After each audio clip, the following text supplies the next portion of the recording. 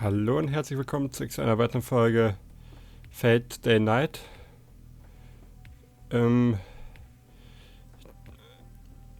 Saber ist ja gerade im Kampf mit Berserker und wir haben jetzt die Entscheidung zwischen I will take Tosaka and run and I will help Saber.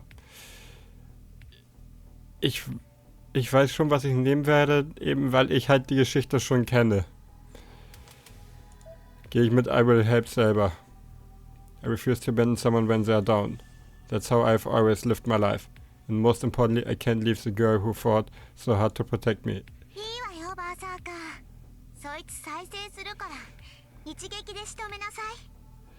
Ich weiß, das ist eine sehr suizidale Antwort, aber ich weiß, das ist halt auch die zu Shiro passt.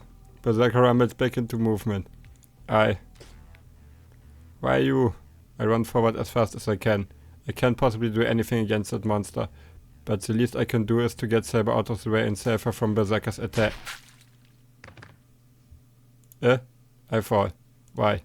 I was going to shove Saber away from Berserker. Then I would figure out what to do afterwards, so why? Okay. Why? Why am I on the ground unable to breathe? I hear surprised voices. First is Saber, who is in front of me now. Then there's Tosaka standing at a distance looking aghast. And then for some reason the girl calling herself Ilya stares down at me dumbfounded. There's a gaping wrecked hole in the middle of my body.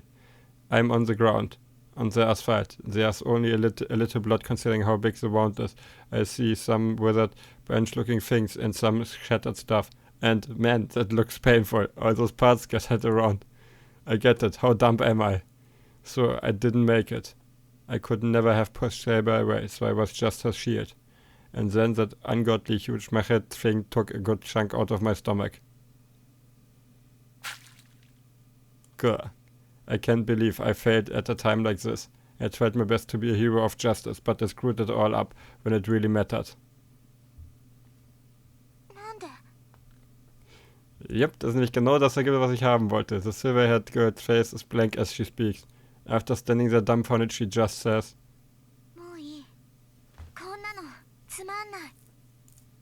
she calls Berserker back without finishing Saber off.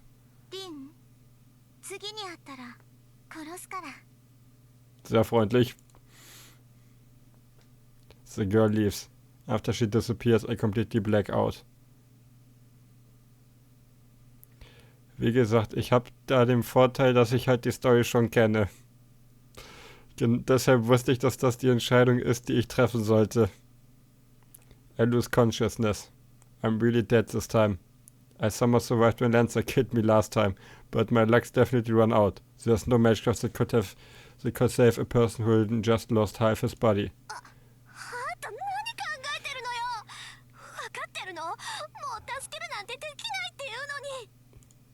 I hear a voice reprimanding me. It must be Tosaka. She sounds like she's really mad and I feel bad. But I had no choice.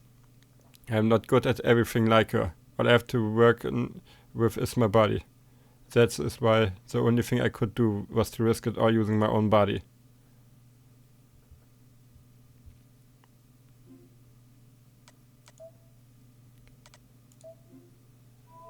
Ich kann nochmal speichern, also... Ich hab's offenbar überlebt, würde ich behaupten. Ansonsten wäre ja jetzt schon irgendwie ein Deathscreen oder dergleichen.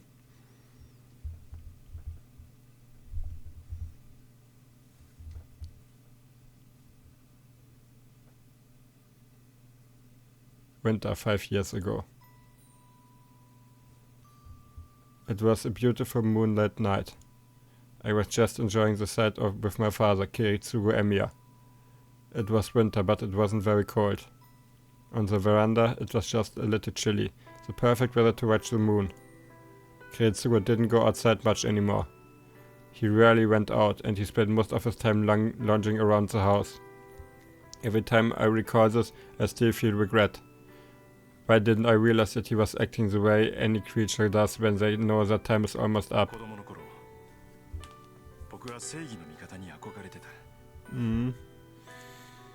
He blurted it out just out of nowhere.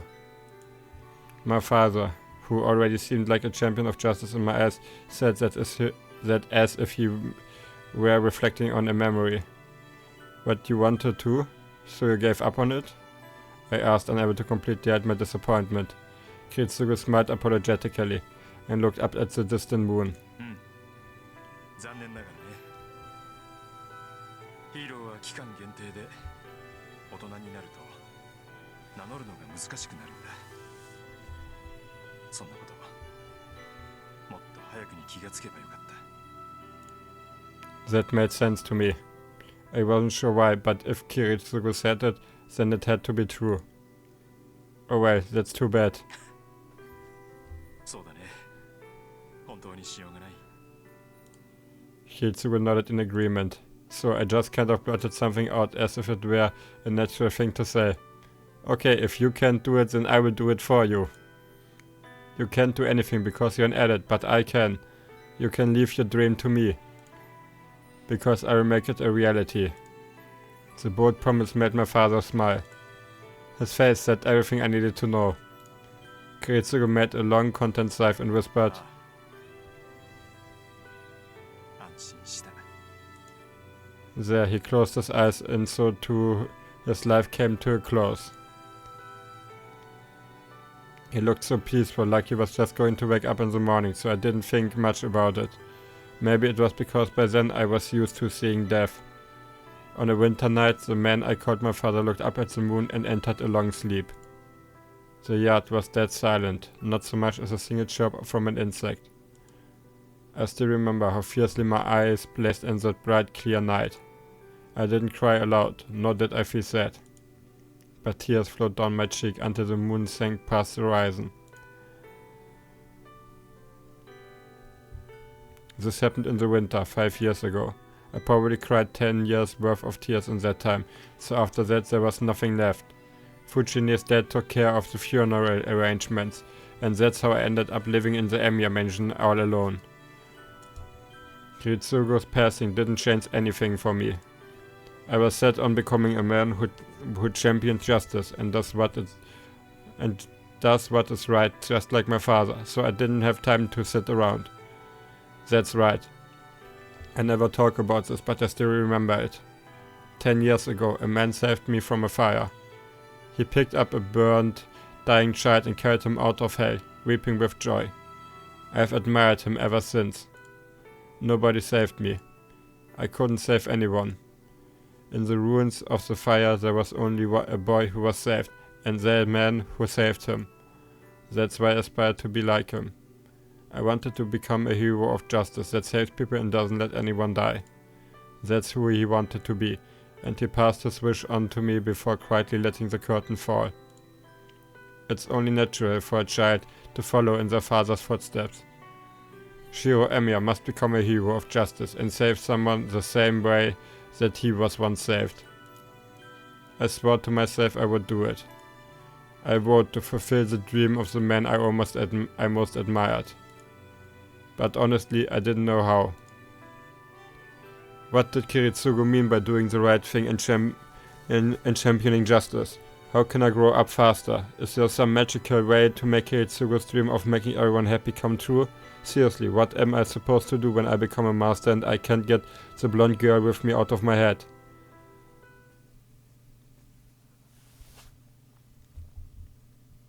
Oof. I wake up in my room. Oof, something tastes terrible. The steely tang of blood clouds my mouth.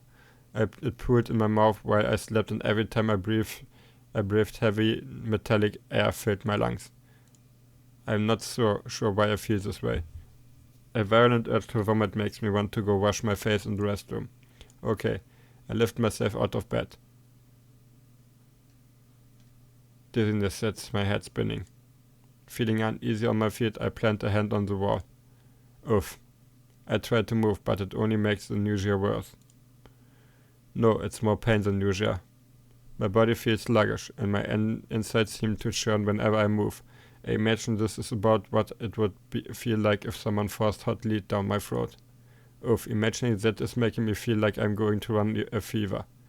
I wipe the sweat from my forehead and hobble out of my room, leaning against the wall. Okay, I feel a little better. I wash my face and dry off my sweat-drenched body. Huh? For some reason my abdomen is wrapped in bandages. I have no idea why, but I will deal with it later. I'm hungry. Did I leave any extra food in the fridge? My stomach still feels like it's churning, but my body needs nourishment. Oof. I suck up the discomfort and keep walking, braced against the wall. The dizziness won't go away, and worst of all, my whole body feels dull. Ow, ow, ow, ow. I keep moving forward, making pathetic noises along the way. What the hell did I do before I went to bed last night? Spaß? I don't remember training strenuously enough to make my entire body ache. Oh, du hattest nur Bekanntschaft mit einer überdimensionierten Metallstück gemacht. I reach the living room. Sakura and Fujine must be at school. There's no signs of breakfast, nor do I see any remnants of Fujine wrecking the place. The living room is quiet, like a typical Sunday.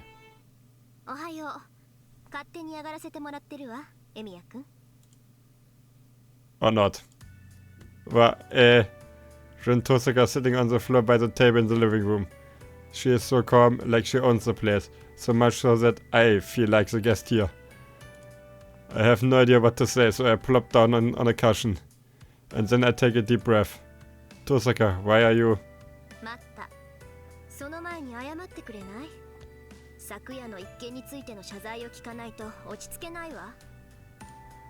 I can't even finish asking why she's in my house. Tosaka's glare is all I need to know how angry she is. She seems upset about something that happened last night, but what exactly... Wait, I remember now. Right, this isn't the time for me to be leisurely breathing into the morning air. I tried to absorb and Berserker gutted me like a fish. Oof. The nausea returns. A chill grips my entire body as I remember the feeling of having a gaping hole in my body. Wait, that's weird. I should have died instantly. That's weird. Why am I still here?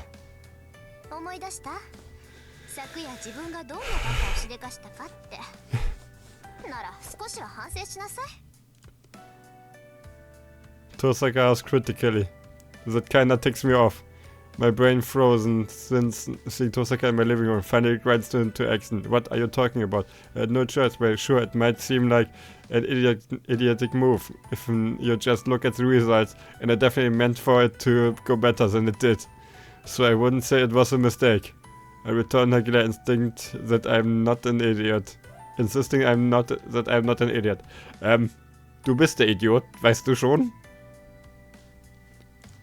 What? Why is she making such a show of psyching at me?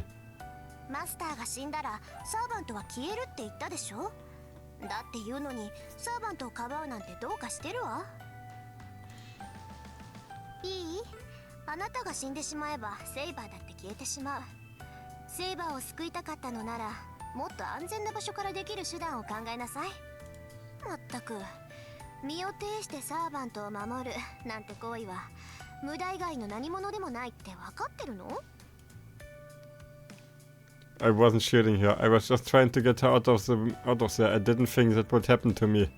I knew I might die if I got near a monster like that, but that's besides the point.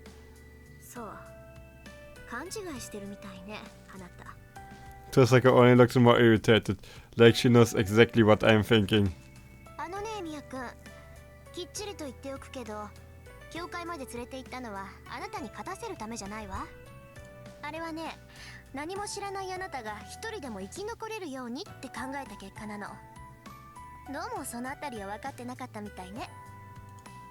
A chance to survive?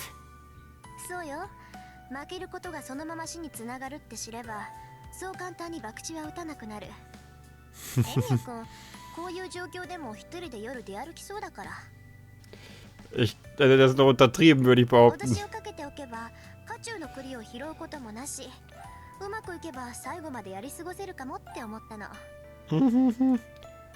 I see, that didn't cross my mind. But why are you upset? What does me dying have to do with you?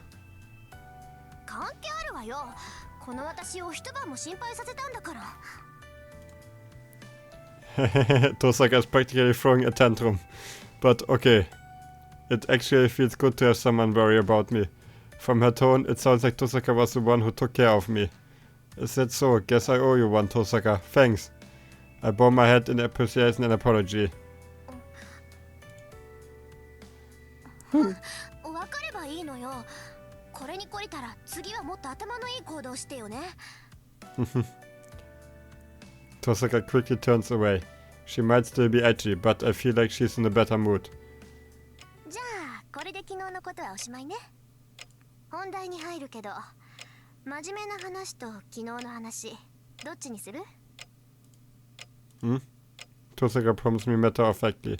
Her straightforwardness takes me off guard, but now that I think about it, she must be here only because she has something to discuss. If she hadn't had something to discuss, she would have gone home already.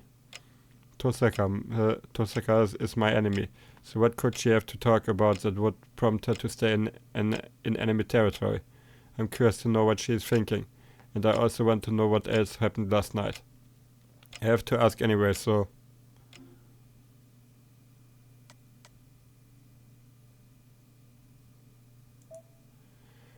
Okay, ich darf wieder speichern.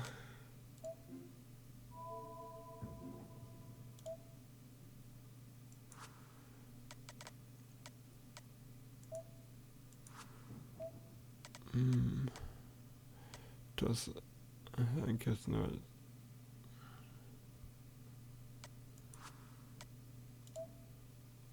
Okay. I'm more curious why Tosaka is still here. Okay, I want to hear about the serious stuff first. Tell me why you are still hanging around. そう。じゃあ先に結論から聞くわ。Huh? What was that? For a fleeting second, Tosaka looks repulsed. 率直に聞くけど、エミヤ君、あなたこれからどうするつもり？ Tosaka asked the one question I hoped she wouldn't. Actually, that's not entirely true. It's not that I don't want her to ask so much as I haven't really thought of my answer yet. What am I going to do now? It's a question I want to ask. To be honest, I don't know. I know there's a competition for the Holy Grail, but I've never been in a battle between mages. For one thing, more than anything, I want to avoid any killing. I'm not interested in something like the Holy Grail. I don't really know if I can risk my life for something I don't want. 言うと思った。あなたね、そんなこと言ったらサーバントに殺されるわよ。What? Kill me? Why? サーバントの目的も聖杯だから。彼らは聖杯を手に入れるという条件だからこそマスターの召喚に応じているのよ。サーバントにとって最も重要なのは聖杯なの。彼らは聖杯を手に入れる可能性があるからマスターに従い、時にマスターのために命を落とす。だっていうのに聖杯なんていらないよなんて言ってみなさい。裏切り者と切り殺されても文句は言えないでしょ。What the heck? That doesn't sound right. Servants are the ones who are summoned by masters, right? Then... サーバントが無償で人間に従うなんて思ってたの？聖杯は手に入れた者の望みを叶える。それはマスターの守護者であるサーバントも例外じゃない。サーバントたちにもね、それぞれ何らかの欲望があるのよ。だからこそ彼らは本来ありえない召喚に応じている。聖杯を手に入れるためにマスターがサーバントを呼び出すじゃない。聖杯が手に入るからサーバントはマスターの呼び出しに応じるのよ。The servants have wishes too? Does that mean Saber also has a wish she once granted by the Holy Grail? Yep. だからサーバントはマスターが命令しなくとも他のマスターを消しにかかる。聖杯を手に入れるのは一人だけ。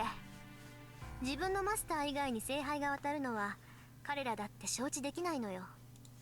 マスターと違ってサーバントには霊樹を奪うなんてことはできない。彼らが他のマスターを無力化するには殺す以外に方法がない。だからね、たとえマスター本人に戦う意志がないとしても戦いは避けられないのよ。サーバントに襲われたマスターは自分のサーバントでこれを撃退する。それが聖杯戦争なんだって綺麗から嫌っていうほど聞かされたでしょ。 Yeah, he told me enough of that last night. But That means the seven must fight and kill each other. I thought it would have been enough as long as the masters made peace with each other and gave up the Holy Grail. But if sevens answers the summons because they also seek the Holy Grail and will never give up until they have it, then battles between summons really are inevitable. But then, is the girl who fought so hard to protect me also here to fight, kill for, and maybe die, all for the Holy Grail? That's awful. I don't know exactly what a heroic spirit is, but Saber is human. I even saw her bleed yesterday. その点は安心して。サーバントに生死はないから。サーバントは絶命しても本来の場所に帰るだけだもの。英霊っていうのはもう死んでも死なない現象だからね。戦いに敗れて殺されるのは当事者であるマスターだけよ。No, I mean, even if the deaths are figurative, it doesn't change the fact that something which takes the form of a human dies in this world. 何、人殺しだっていうの？魔術師のくせにまだそんな正義感振り回してるわけ？あなた。Tosaka is right. As a mage, death is never far. I understand that fact and I've long since resigned myself to it. But I'm not strong enough to be the judge of when and where other people should live or die. Of course I do. I won't be party to some war where people murder each other. へえ、それじゃあミスミス殺されるのを待つだけなんだ。で、勝ちを他のマスターに譲るのね。That's not my point. All I have to do is stay alive until the end, right? I don't intend to kill anyone, but I'm also not going to hold back if I need to defend myself. Someone who shows up ready to kill others can complain about getting killed. 受けに回るんだ。それじゃあ他のマスターが何をしようが傍観するのね。例えば昨日のあいつが暴れ回って町の人間を皆殺しにしても無視するってわけ？ The thing from yesterday. Berserker.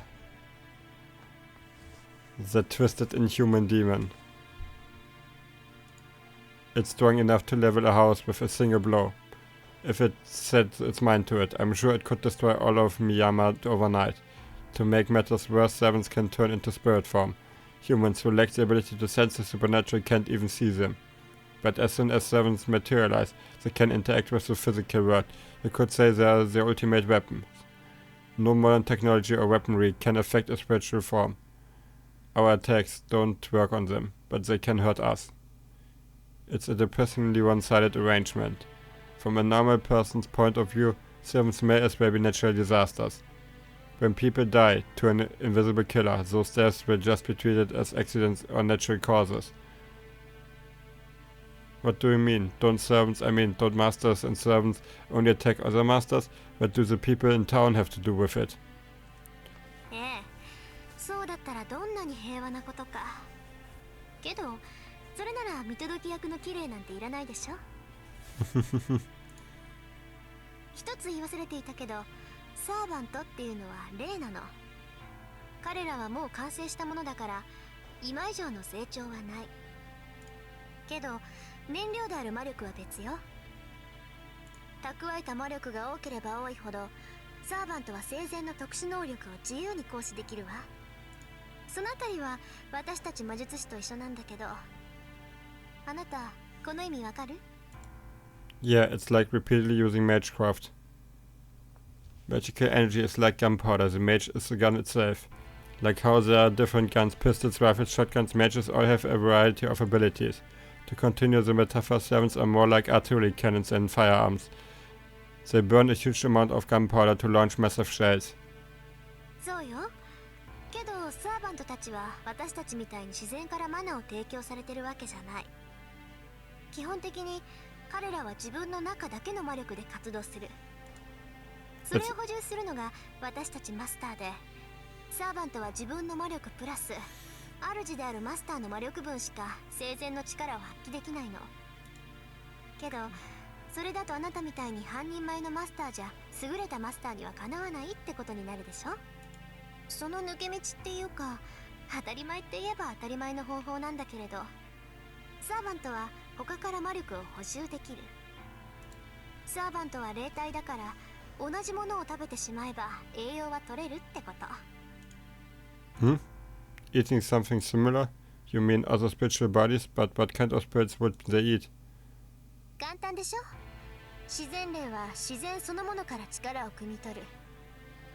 なら人間霊であるサーバントは一体何から力を汲み取ると思う？ Oh, it really is an easy question. Just as we eat meat, human spirits like servants have to eat.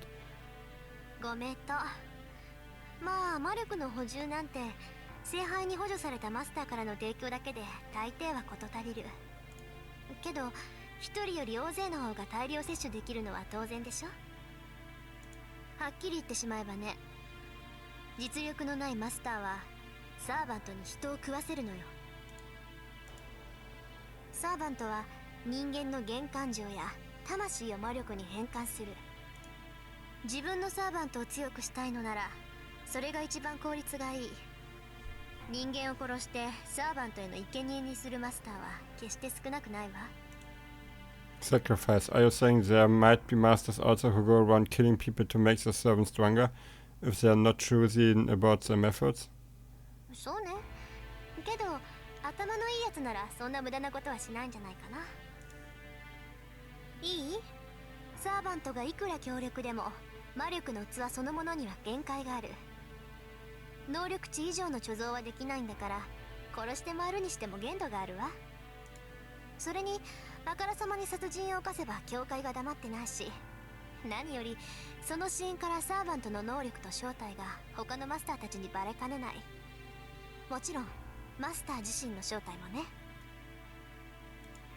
聖杯戦争は自分の正体を隠していた方が圧倒的に有利だから、普通のマスターならサーバントを出し惜しみするはずよ。